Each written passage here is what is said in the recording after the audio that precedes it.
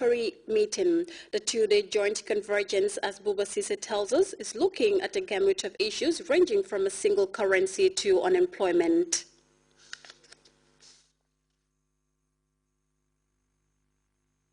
Ordinary joint meeting of the West African Monetary Agency, WAMA, comprises two of its organs, namely the Economic and Monetary Affairs Committee and the Operations and Administration Committee.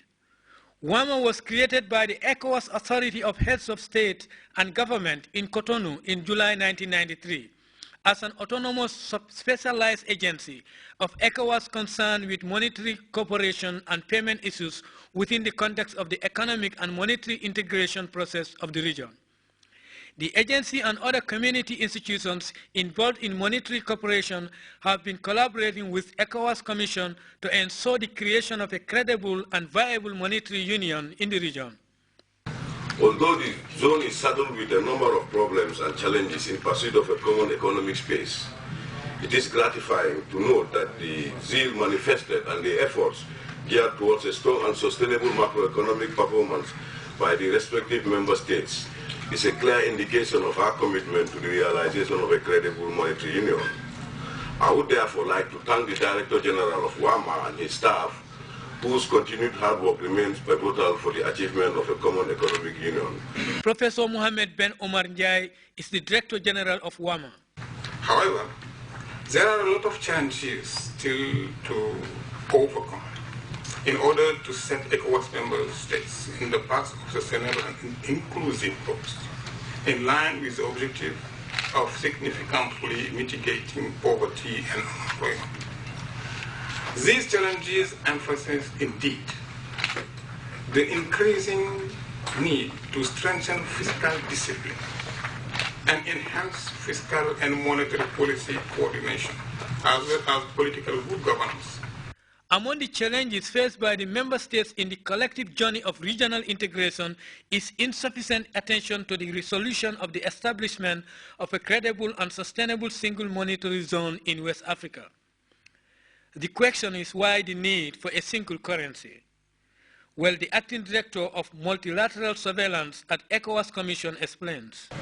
It is therefore important that all stakeholders, especially the Ministry of Finance, Trade and Regional Integration, as well as regional business associations, ensure that regional trade promotion is enhanced and sustained.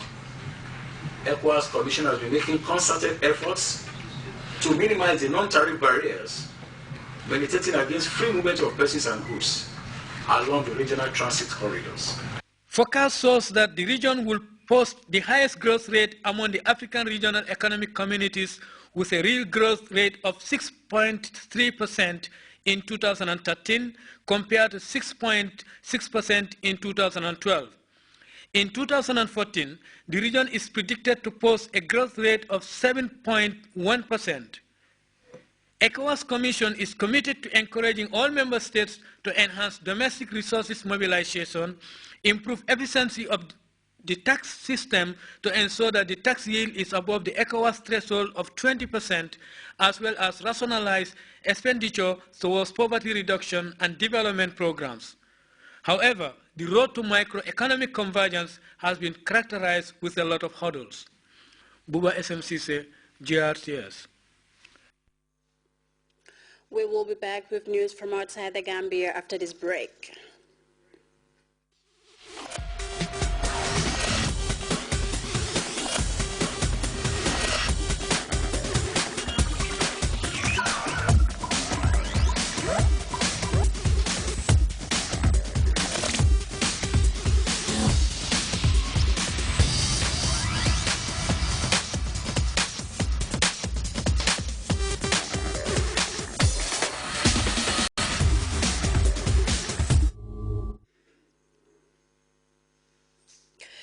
Welcome back, and now to news outside the Gambia.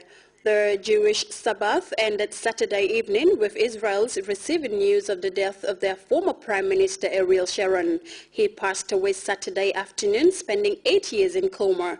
The Sheba Medical Center in Tel Aviv says that Sharon departed peacefully surrounded by his family. He was 85 years old. CNN's John Voss spent a number of years reporting from Jerusalem, and hears more on the life of the former Israel Prime Minister, known for his hardline stance on Palestinians. Almost every major event in the history of modern Israel, Ariel Sharon was there. The man Israelis turned to when they thought they had no other choice. I can talk and I can look into the eyes of the citizens of Israel and convince them to make painful compromises.